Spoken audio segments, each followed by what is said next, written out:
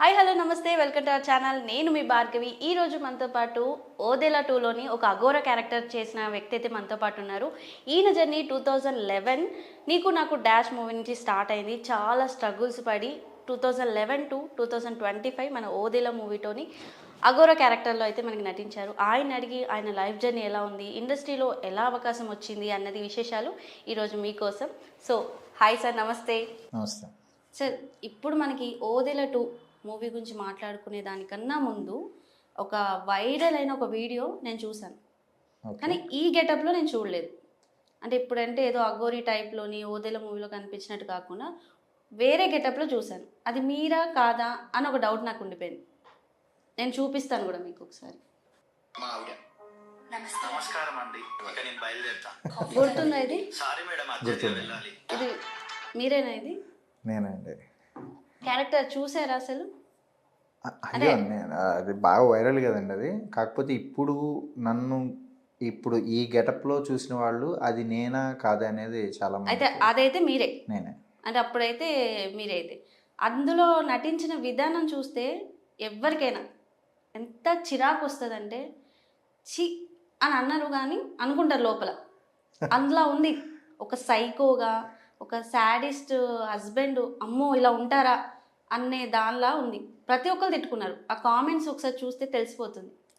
ఏమంటారు దాని గురించి మీరు? హ్యాపీ ఫీల్ అవుతారండి ఏ ఆర్టిస్ట్ అయినా సరే.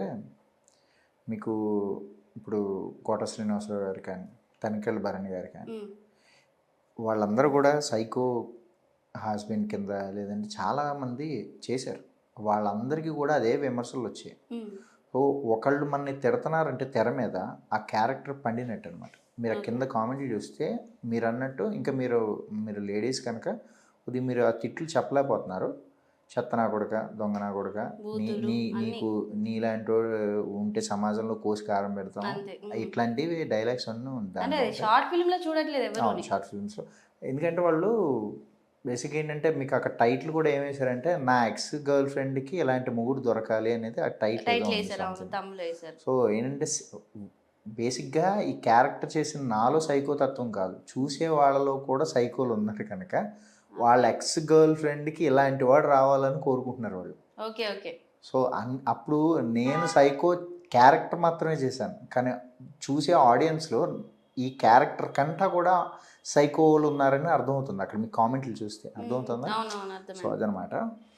సో ఓకే, ఎనీవేస్ అది చాలా ఇయర్స్ అయిపోయింది, 5 years బ్యాక్ నేను చేసిన షార్ట్ ఫిల్మ్. బట్ ఇప్పటికీ ఇంకా వైరల్ అవుతుంది. అది నేనని గుర్తుపట్టడం చాలా కష్టం, నిజంగానే చాలా కష్టం అండి. అంటే ఇప్పుడు అది నాకు డౌట్ వచ్చి ఇట్లా చూపించి మీరే కాదని మిమ్మల్ని కన్ఫర్మ్ చేసుకున్నాను. ఎవరినో కన్ఫర్మ్ చేసుకోవడం కానీ మిమ్మల్ని కన్ఫర్మ్ చేసుకుంటే బెటర్ కదా. అవునా? So thank you so much. So okay sir, ఈ షార్ట్ ఫిల్మ్ పక్కన పెట్టేసి మన రీసెంట్గా స్టిల్ కొత్తగా ట్రెండీగా ఉన్నది ఓదెలా 2. సో దాంట్లో ఒక అఘోర పాత్రగా చేశారు. సో దాని అనుభవాలు ఎలా ఉన్నాయి సార్ మీకు? నేను ఛత్రపతి శేఖర్ గారు, ఛత్రపతి సినిమాలో ఫ్రెండ్ క్యారెక్టర్ వేసినటువంటి ఛత్రపతి శేఖర్ గారు, నేను ఇద్దరం అఘోరాల కింద చేసాం అనమాట. నాగ సాధువులు. మేము హిమాలయాల్లో తపస్సు చేసుకుంటూ ఉంటాం. సో మేము హీరోయిన్ గారితో కానీ హీరోతో కానీ మాకేం సంబంధం ఉండదు, కథ నడుస్తూ ఉంటుంది. మేము తపస్సు చేసుకుంటూ ఉంటాం. మధ్యలో మా గురువు గారికి ఏదైతే మేము కొన్ని డౌట్స్ అడుగుతుంటాం, మా గురువు గారు ఆ సందేహాలు తీరుస్తూ ఉంటారు. కథలో భాగంగా మా క్యారెక్టర్ అది.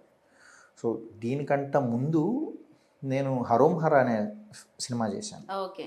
సో హరోం హరాలో హీరో ఎలివేషన్ సీన్, హీరో విలన్ని చంపడానికి వెళ్తుంటే నేను ఒక పూజారిని, ఊరికి ఒక పూజారి, దాంట్లో పూజారి. సో ఆ సినిమా ద్వారా నాకు ఈ సినిమా వచ్చింది. అట్లా ఈ చాలా ఇప్పుడు పూజారి గెటప్లు ఎక్కువ వస్తున్నాయి. అంటే పూజారి గెటప్లు అంటే మేము ఇప్పుడు కూడా స్టిల్ మన స్టూడియోలో మీరు ఆ గెటప్లో ఉన్నారంటే అసలు అంటే మీ పేరు సతీష్ శర్మ, అంటే సతీష్ పక్కన పెట్టేసి శర్మ అని ఉంది కాబట్టి ఈ అఘోరి గెటప్లు పూజారి గెటప్లు చేస్తున్నారా మీరు? లేదండి, నేను యాక్చువల్లీ ఇప్పుడు ఏదో రకంగా ఏదో క్యారెక్టర్ వస్తుంది. సో ఏ అవకాశాలు లేక ఎంతకాలం నేను ఖాళీగా ఉన్నాను. ఏదో ఒక అవకాశం నన్ను గుర్తించి ఎవరో ఒకళ్ళు ఏదో ఇస్తున్నారు. అది శర్మ అనుకోండి, రెడ్డి అనుకోండి, కాపు అనుకోండి, కమ్మార్ అనుకోండి, ఏదైనా మనకి అసలు గుర్తించి ఒక క్యారెక్టర్ ఇవ్వడమే గొప్ప విషయం. అందుకని వస్తున్న అవకాశాన్ని సద్వినియోగపరచుకోవాలని నేను బ్రాహ్మణ్ అది ఏమంటారు అఘోర ఇవన్నీ చేస్తున్నాను తప్ప బేసిక్గా నాలో వేరే యాంగిల్స్ ఉన్నాయి. ఇప్పుడు మీరు చెప్పినట్టు సైకో క్యారెక్టర్ కానీ ఇలా కామెడీ నేను వెబ్ సిరీస్లు చేశాను. ఐ డ్రీమ్లో ఫన్ బిస్కెట్ అని ఒక వెబ్ సిరీస్, అది ఫుల్ లెంత్ కామెడీ ఉంటుంది. నాలో యాక్చువల్లీ కామెడీ యాంగిల్ ఉంది, సో దాన్ని తక్కువ మంది ఉపయోగించుకుంటారు. సతీష్ శర్మ గారు దానికి ముందు ఒక యాక్టర్ అని వచ్చింది. సో వీటికన్నా ముందు నేను సతీష్ శర్మ గారి నుంచి విన్నది ఏంటంటే ఒక డైరెక్టర్గా, ఒక యాంకర్గా, తర్వాత యాక్టర్ సతీష్ శర్మగా విన్నాను. సో అసలు ఈ 3 పేర్లు ఎలా వచ్చాయి? డైరెక్టర్ అనేది రాంగ్ అండి. ఎందుకంటే నేను అవి యూట్యూబ్లో అంటే మీరు పిల్లలతోని చోటా చెఫ్ అని స్టార్ట్ చేశారు, కుకింగ్ షో లాగా. అవునవును, అది ధనరాజ్ గారు అబ్బాయి, యాక్టర్ ధనరాజ్ ఉన్నారు కదా, వాళ్ళ అబ్బాయిని పెట్టి చిన్నప్పుడు చోటా షెఫ్ అని చెప్పేసి కుకరీ షో చేశారు. అది యూట్యూబ్లో ఉంది. సో ఆ చోటా షెఫ్ని మన ఈటీవీ అభిరుచి వాళ్ళు దాన్ని సేమ్ అదే పేరుతోటి అదే కాన్సెప్ట్ని వాళ్ళు దాంట్లో ఈటీవీ అభిరుచిలో పెట్టారు. అది నాకు డైరెక్షన్, అది కాకుండా షార్ట్ ఫిల్మ్స్ ఇవి అవి చేశాను. సో అందుకని చాలా మంది డైరెక్షన్ అనుకుంటారు, కానీ డైరెక్షన్ నాది కాదు. ఓకే, తర్వాత ఇంకా నెక్స్ట్ ఎలా స్టార్ట్ అయింది? లేదండి, ఇంకా మళ్ళీ తర్వాత struggles. After long time Sehari అనే సినిమా, కొత్త వాళ్ళతో చేసినటువంటి జ్ఞానసాగర్ ద్వారక అని చెప్పేసి డైరెక్టరు. ఇప్పుడు హరోం హర సినిమా ఉందిగా, ఆ సినిమా డైరెక్టరు సెహరీ చేశారు. అందులో లాస్ట్ నా రిసెప్షనిస్ట్ క్యారెక్టర్, హీరో హీరోయిన్స్తో రిసెప్షనిస్ట్ క్యారెక్టర్, కామెడీ. ఇంకా అక్కడతోటి నేను కాశీ వెళ్ళిపోయాను. ఇంకా అవకాశాలు రావట్లేదు, ఇంకా మనకి అవ్వట్లేదు, వర్కౌట్ అవ్వట్లేదు. నా ప్లేస్లో టాలెంట్ ఉన్న వాళ్ళు చాలామంది ఉన్నారు కదా, నేను మేబీ నా దగ్గర టాలెంట్ లేదేమో, వెళ్ళిపోదాం కాశీ వెళ్ళిపోదాం. కాశీ ఎందుకు వెళ్ళిపోదాం అనుకున్నారు? ఇంకా అవకాశం తీసుకుందాం అనుకున్నారు. నేను తీసుకోవడం ప్రత్యేకించి అదేమి ఒక వస్త్రం కాదు మనం కప్పుకోవడానికి. నేను ఫస్ట్ నుంచి కూడా సన్యాసి జీవితం, నేను ఆజన్మ బ్రహ్మచారి, మ్యారేజ్ చేసుకోను.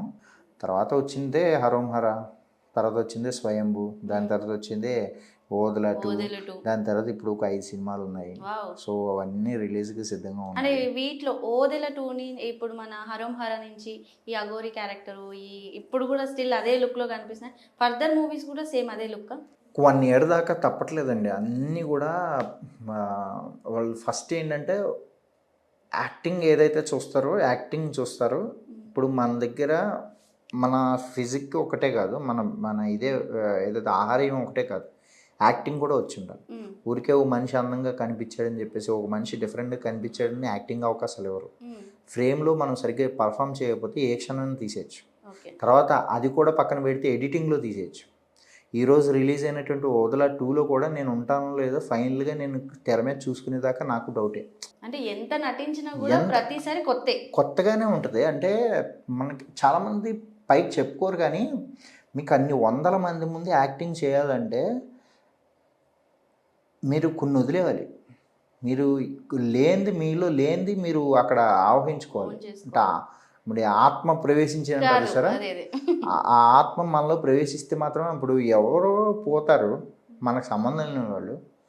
అది నిజంగా నేను అక్కడ ఏడవాలి అంటే నా లైఫ్లో అలాంటి సిచ్యువేషన్ ఏదైనా జరిగి ఉండాలి. అది ఆ టైంలో నాకు గుర్తుకు రావాలి. సో మీరు ఎంత స్ట్రగుల్ పడ్డారు కాబట్టి ఇప్పుడు ఇండస్ట్రీ అనగానే చాలామంది ఈజీగా వచ్చేద్దాం అనుకున్నారు. వాళ్ళకి మీరు ఇచ్చే మెసేజ్ ఏంటి? రావడం అంటే ఎవరైనా రావచ్చండి. ఇది ఓపెన్ ప్లాట్ఫామ్. ఇది ఎవరు బంధించలేరు, ఎవరిని ఎవరు ఆపలేరు. అందరికీ వచ్చే హక్కు ఉంది, అందరికీ స్వతంత్రం ఉంది. సో ఇన్ని ఇయర్స్ మీ కెరియర్లో బాగా హ్యాపీ ఫీల్ అయిన సందర్భం ఏమైనా ఉందా సార్? యాక్టింగ్ చేసే ప్రతి ఒక్కసారి కూడా ఆ పర్ఫార్మెన్స్ చేసేటప్పుడు ఎప్పుడు డిసప్పాయింట్ అవ్వదు.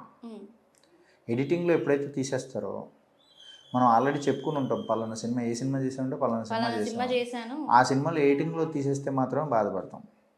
సో నేను హరిహర వీరమల్ల అనే సినిమా చేశాను రీసెంట్గా పవన్ కళ్యాణ్ గారు. దాంట్లో డైలాగ్ ఉంటుందని వెళ్ళాను. యాక్చువల్లీ నేను డైలాగ్ లేని సినిమాలు చేయను మోస్ట్లీ, ఎందుకంటే నేను ఇన్ని సంవత్సరాల్లో డైలాగ్ లేకుండా సినిమా చేయాలంటే ఈ పాటికి నాకు 200 సినిమాలు అయిపోతుంది, ఆల్మోస్ట్ ఇంకా ఎక్కువ అయిపోతున్నాను. ఒక 500 కూడా చేసేసేవాడిని నేను. కానీ ఎందుకు వెయిట్ చేశానంటే, నాకు సినిమా చేస్తే డైలాగ్ ఖచ్చితంగా ఉండాలి. అది డైలాగ్ ఉండాలి అంటే హీరోని డామినేట్ చేసేలాగా, లేదంటే సినిమా మొత్తం నేనే కనిపించేలాగా కాదు. ఒక చిన్నదిన ఫర్ ఎగ్జాంపుల్ బిచ్చగడి క్యారెక్టర్, నేను ఏదో అడుక్కుంటున్నాను, అడుక్కునే క్యారెక్టర్ అయినా సరే మీకు అమ్మా బాబు dialogue అంటూ అమ్మా ఉండాలి. బాబు ఏదో అంటాడు కదా ముష్టివాడు, ఆ డైలాగ్ అయినా నాకు ఉంటే చాలు. ఓకే. ఆ హరిహర వీరమల గురించి ఎందుకు చెప్పానంటే దాంట్లో డైలాగ్ లేకుండా నేను ఈ మధ్యకాలంలో చేసింది అదొక్కటే డైలాగ్ లేకుండా, కాకపోతే స్క్రీన్ ప్రెజెంటేషన్ బాగుంటుంది. ఓకే. హీరో అదే విలన్ బాబీ డియల్ గారితో సీన్ ఉంటుంది. సో దానికోసమని అందులో సూర్య మూవీస్ అనేది చాలా పెద్ద బ్యానరు. సో దానికోసం చేసినటువంటి ఒక సినిమా. అది తప్పిస్తే ప్రతి ఒక్క సినిమాలో ఇప్పుడు నేను చేసే ప్రతి సినిమాలో కూడా మంచి క్యారెక్టర్. ఒక క్లారిటీ అయితే మనకి హరిహర వీరమల్ల నుంచి మీరైతే ఇచ్చేసారు. 100%. సూపర్. అయితే మీరు చెప్తే అదే హ్యాపీ అని నాకు బాగా అనిపించింది. సో హ్యాపీ అడిగాం కాబట్టి ఒక లాస్ట్ సాడ్ కూడా ఏమైనా ఉందా అది చెప్తారా? సాడ్ ఎవరి లైఫ్లో ఉండదండి. సాడ్ లేకుండా అసలు మీకు ఇంకా మీ లైఫ్లో ఆనందం ఉందా అంటే తడుకోలేము మనం. ఓకే. ఆనందాలు ఏమున్నాయి మన లైఫ్లో, అంతా చెప్పిండా కూడా వేస్ట్, అంతా మన లైఫే దరిద్రం, ఇట్లాంటి పరిస్థితుల్లో ఉన్నాం మనం. సాడ్ అని ప్రత్యేకించి ఏం చెప్పుకోవాలక్కర్లేదు. ఒక రోజులో 24 గంటలు అయితే ఒక గంట మనకి హ్యాపీ, మిగిలిన 23 గంటలు మనకి సాడే కదా. మళ్ళీ ఇంకా దాన్ని ప్రత్యేకించి సాడ్ అంటే ఏముంటుంది. నేను చిన్నప్పుడు ఒక అమ్మాయిని ప్రేమించాను, ఇప్పటికీ స్టిల్ ఆ అమ్మాయిని ప్రేమిస్తున్నాను. ఆవిడ వయసు ఇప్పటికి 42 సంవత్సరాలు. ఆవిడకి పెళ్ళి అయిపోయింది. స్టిల్ ఇప్పటికే ఆవిడని ప్రేమిస్తూనే ఉన్నాను. స్టిల్ ఈ రోజుకి నేను ప్రేమిస్తున్నాను. ఎందుకు గర్వంగా చెప్తున్నానంటే ఆవిడకి పెళ్ళి అయిపోయినా ఆవిడ వీడియో చూడొచ్చు, వాళ్ళ హస్బెండ్ చూడొచ్చు, వాళ్ళ తల్లిదండ్రులు చూడొచ్చు, ఇందులో తప్పు లేదు.